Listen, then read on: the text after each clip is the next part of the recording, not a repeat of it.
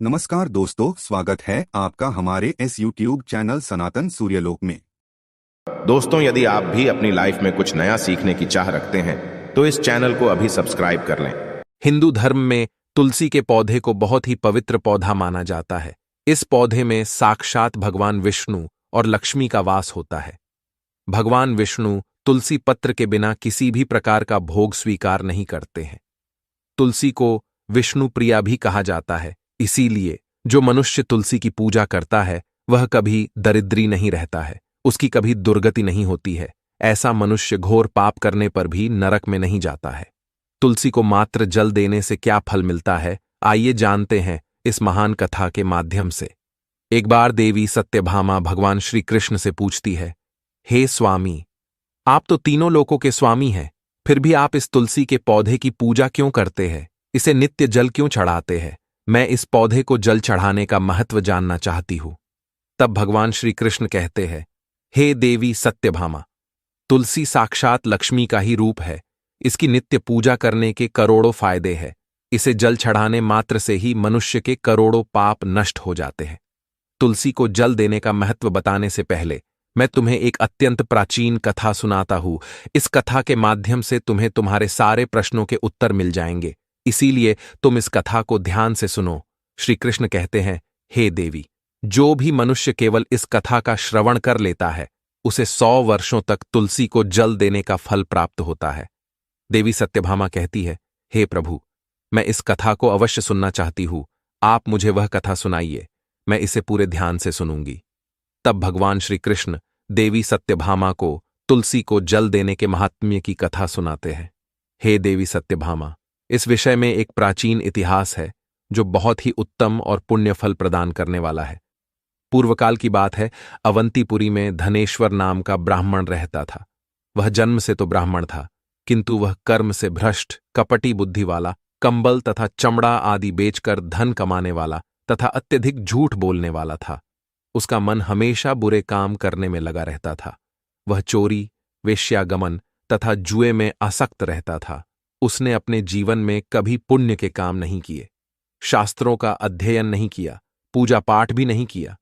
सदैव अपना मन दूसरों के धन पर लगाकर रहता था। वह दिन में धन कमाता और रात्रि में वेश्याओं के साथ रात बिताता था। इस प्रकार से वह अत्यंत पापी धनेश्वर ब्राह्मण अपना जीवन केवल पाप करने में व्यतीत करता था। उसने अपने मुख से कभी भगवान विष्णु का नाम भी नहीं लिया और न कभी देवी देवताओं का पूजन किया। इस प्रकार से पाप करते हुए उसे अनेक वर्ष बीत गए। फिर वह धनेश्वर ब्राह्मण खरीदी बिक्री करने के लिए माहिष्मतीपुरी में जा पहुंचता है। उस नगर के पास से नर्मदा नदी बहती है। उस स्थान पर उस नदी में स्नान करने के लिए दूर दूर से लोग आया करते हैं। फिर वह ब्राह्मण उसी नदी के किनारे के एक आश्रम में ठहरता है। उस आश्रम में अनेक विद्वान ब्राह्मण पुराणों का पठन तथा भगवान विष्णु की स्तुति में मग्न रहते थे। वह पाखंडी धनेश भी ढोंग करता हुआ वहीं पर उनके साथ रुक गया। उन विद्वान ब्राह्मणों के साथ रह के उसे भी श्री हरि विष्णु के नाम सुनने का अवसर मिलता था। वह उस स्थान पर 1 महीने तक रुका। फिर वहां पर आए लोगों ने गायों का पूजन करके ब्राह्मणों को भोजन कराया, तो उस पापी ब्राह्मण ने भी उनके साथ बैठकर भोजन किया और भगवान का प्रसाद ग्रहण किया। वहीं पर उस आश्रम में एक तुलसी का पौधा था। वह ब्राह्मण जाने अनजाने में ही उस तुलसी के पौधे में पानी डालता था। उसके मन में कोई विचार नहीं था कि वह क्या कर रहा है। वह रोज सुबह उठकर पात्र में पानी लेकर तुलसी के पौधे में डालता रहता था। फिर एक दिन वह आश्रम में सोया हुआ था तो उस स्थान पर एक सर्प आ गया और उस सर्प ने उसे नींद में ही काट लिया। उस पापी ब्राह्मण की नींद में ही मृत्यु हो गई। सुबह जब अन्य ब्राह्मणों ने उसे बेहोश अवस्था में देखा तो उन्होंने उसके मुख में तुलसी पत्र और तुलसी का जल डाल दिया। फिर सभी ब्राह्मणों को पता चला कि उसकी मृत्यु हो गई है। उस पापी ब्राह्मण की मृत्यु के बाद उस स्थान पर यम के दूत प्रकट हुए और उसे पकड़कर यमलोक ले जाने लगे। रास्ते में जाते हुए वह ब्राह्मण विलाप करने लगा और यमदूतों से कहने लगा, हे यमदूतों, मुझे कहाँ ले जा रहे हो? मेरी मृत्यु किस कारण से हुई है? तब यमदूत कहने लगे, अरे दुष्ट ब्राह्मण, तूने जन्म से लेकर मृत्यु तक बहुत पाप किए हैं।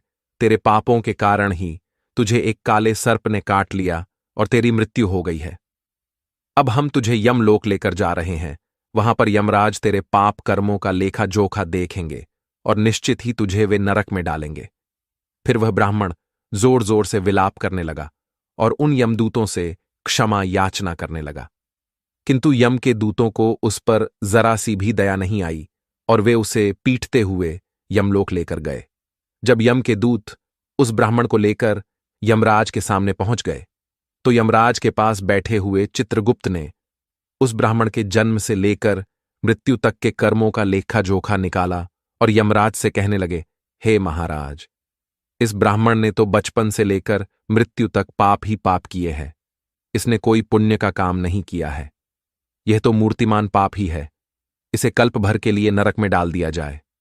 फिर यमराज कहते हैं, हे दूत, जीवन भर पाप करने वाले इस दुष्ट ब्राह्मण को उठाकर ले जाओ और इसे कुंभीपाक नामक नरक में डाल दो।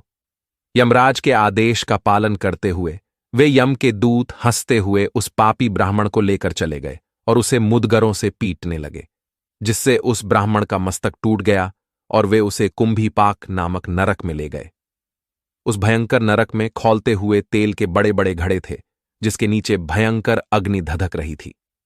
फिर यमराज के दूत ने उस ब्राह्मण को उस खौलते हुए तेल के घड़े में डाल दिया, लेकिन जैसे ही वह ब्राह्मण उस खौलते हुए तेल के घड़े में गिरा, वह तेल एकदम से ठंडा पड़ गया। इस विचित्र घटना को देखकर उस यम के दूत को बड़ा आश्चर्य हुआ। ऐसा पहले कभी नहीं हुआ था। उसने कितने ही पापियों को उस तेल के घड़े में डाला था, वे सभी उस खौलते तेल में गिरकर छटपटाने लगते थे, लेकिन जैसे ही वह ब्राह्मण गिरा, वह तेल अचानक से शांत और शीतल हो गया। इस आश्चर्य को देखते ही वह यमदूत तीव्र गति से दौड़ता हुआ यमराज के पास पहुंच गया।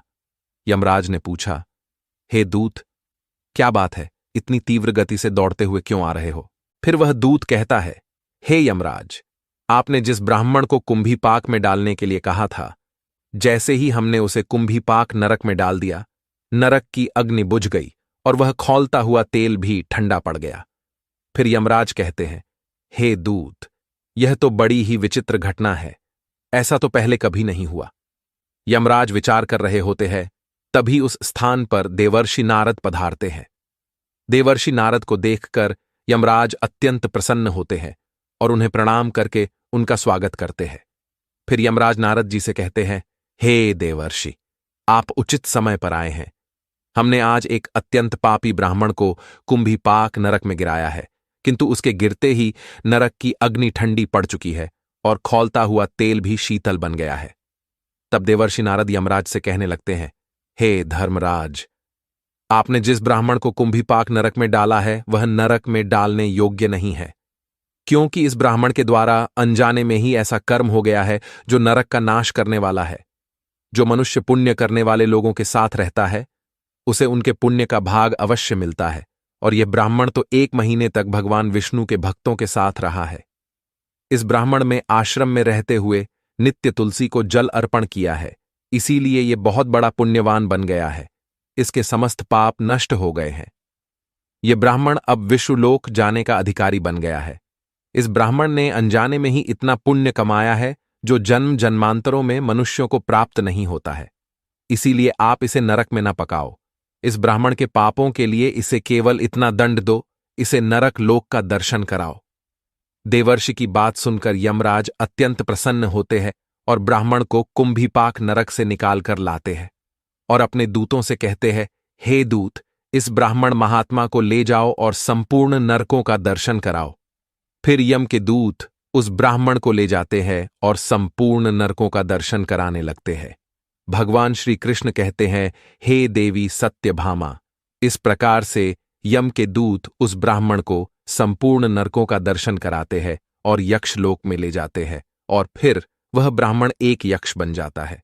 श्री कृष्ण कहते हैं, हे देवी, वनस्पति नाम तुलसी, मासा नाम कार्तिकः प्रिय, एकादशी तिथि नाम च क्षेत्राणाम द्वारका मम। वनस्पतियों में मुझे तुलसी प्रिय है, मास में कार्तिक मास, तिथि में एकादशी और क्षेत्र में मुझे द्वारका प्रिय है। इसीलिए जो मनुष्य नित्य तुलसी की पूजा करता है, तुलसी को जल देता है, वह मुझे सबसे अधिक प्रिय है। उस मनुष्य की कभी दुर्गति नहीं होती है, वह कभी नरक में नहीं गिरता है। जिन घरों में तुलसी का पौधा सदैव ही हरा भरा रहता है, उस घर में सुख, शांति और समृद्धि बनी रहती है। भगवान विष्णु की पूजा में और उन्हें चढ़ाए जाने वाले भोग में तुलसी के पत्र अवश्य होने चाहिए, क्योंकि तुलसी पत्र के बिना भगवान विष्णु किसी भी प्रकार का भोग स्वीकार नहीं करते हैं। इसीलिए प्रत्येक घर में तुलसी का पौधा अवश्य होना चाहिए। अगर आपके घर में तुलसी है तो सुख, शांति और समृद्धि के लिए तुलसी को चुनरी अवश्य चढ़ानी चाहिए। हमेशा ध्यान रहे कि तुलसी का पौधा चुनरी के बिना अधूरा होता है। तुलसी केवल एक पौधा नहीं है, बल्कि वह देवी है, विष्णु पत्नी है। इसीलिए तुलसी को चुनरी अवश्य ही चढ़ानी चाहिए। इससे पति पत्नी में प्रेम और विश्वास बढ़ता है। घर में रहने वाली महिलाएं सदा सुहागिन और सौभाग्यशाली रहती है। तुलसी का विवाह भी अवश्य करना चाहिए। इससे मनुष्य के सभी दुखों का अंत होता है और सांसारिक जीवन सुखमय बीतता है। तुलसी के पौधे के पास अपने मुख से अपशब्द नहीं बोलने चाहिए। तुलसी के पास भूल से भी जूते, चप्पल अथवा झाड़ ढू पोंछा नहीं रखना चाहिए। इसे पाप माना गया है। जहां पर तुलसी का पौधा हो, उस स्थान के आसपास थूकने से घोर अनर्थ होता है। तुलसी के पास जल से भरा हुआ पात्र भी नहीं रखना चाहिए। तुलसी के पौधे के पास दीपक जलाने के बाद दीपक को वहां से हटा देना चाहिए, क्योंकि तुलसी के नीचे बुझा हुआ दीपक रखना अशुभ माना जाता है। जिस स्थान पर भी तुलसी का पौधा होता है, उस स्थान को हमेशा ही स्वच्छ रखना चाहिए। इसीलिए नियमित रूप से तुलसी के पौधे का पास साफ सफाई का ध्यान रखें। तुलसी के पौधे में शिवलिंग और गणेश जी की प्रतिमा नहीं रखनी चाहिए। साथ ही तुलसी के गमले में अन्य किसी भी प्रकार का पौधा भी लगाना अशुभ होता है। तुलसी के पौधे के पास कपड़े भी नहीं सुखाने चाहिए, अन्यथा कपड़ों से गंदा पानी तुलसी के पौधे पर गिर सकता है। ध्यान रहे, तुलसी के पौधे को नाखून से नहीं तोड़ना चाहिए, इससे तुलसी का अपमान होता है। यदि तुलसी के पत्ते सूख कर गिर जाते हैं तो उन्हें कचरे में नहीं फेंकना चाहिए। उन पत्तों को आप तुलसी की मिट्टी में ही दबा दें।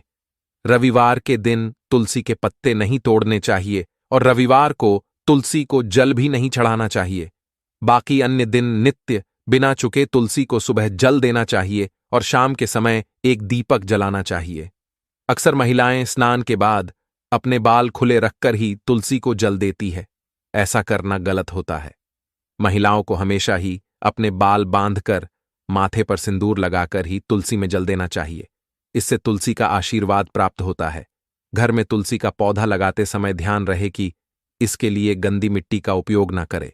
तुलसी के पौधे के लिए शमशान की अथवा गंदगी वाले स्थान की मिट्टी का कभी उपयोग नहीं करना चाहिए। इससे तुलसी मां रूठ जाती है और सूखने लगती है। तुलसी का पौधा कभी गंदे स्थान पर नहीं लगाना चाहिए, जैसे नाली अथवा बाथरूम के पास तुलसी का पौधा कभी नहीं रखना चाहिए, अन्यथा गंदा पानी तुलसी के पौधे में गिर सकता है, जो बहुत ही अशुभ माना गया है। घर में तुलसी का पौधा कभी सूखना नहीं चाहिए।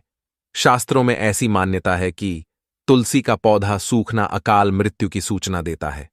घर में तुलसी का पौधा सूख जाए तो घर की सुख समृद्धि खत्म हो जाती है। सूखी हुई तुलसी में मां लक्ष्मी का वास नहीं होता है। शास्त्रों के अनुसार मासिक धर्म के दौरान महिलाओं को तुलसी के पौधे में पानी नहीं डालना चाहिए और तुलसी को स्पर्श करना भी वर्जित है। तुलसी को बिना स्नान किए जल नहीं देना चाहिए और पैरों में चप्पल आदि पहनकर भी तुलसी को जल ना दें। तुलसी को जल देते समय ध्यान रहे कि वह जल आपके पैरों पर ना पड़े, इससे तुलसी का अपमान होता है। श्री कृष्ण कहते हैं, नित्य तुलसी के दर्शन से मनुष्य को स्वर्ग की प्राप्ति होती है और तुलसी पत्र के सेवन से उसके सभी पाप नष्ट हो जाते हैं। तुलसी का पौधा हमेशा ही घर के सामने लगाना चाहिए। इसे पूर्व अथवा उत्तर दिशा में लगाना सबसे अधिक शुभ होता है। तुलसी के पास मरुस्थलीय पौधे रखना बेहद अशुभ माना जाता है। ऐसे पौधों से नकारात्मक ऊर्जा निकलती है। शास्त्रों में कहा गया है, जिन पौधों से हरी भरी कलियों की उत्पत्ति ना हो, उसके स्थान पर कांटे निकलते हो, तो ऐसे पौधों को तुलसी के पास कभी रखना नहीं चाहिए। शास्त्रों में केले के पौधे का विशेष महत्व बताया गया है। अगर तुलसी के पास केले का पेड़ लगा देते हैं तो कई गुना अधिक लाभ प्राप्त होंगे।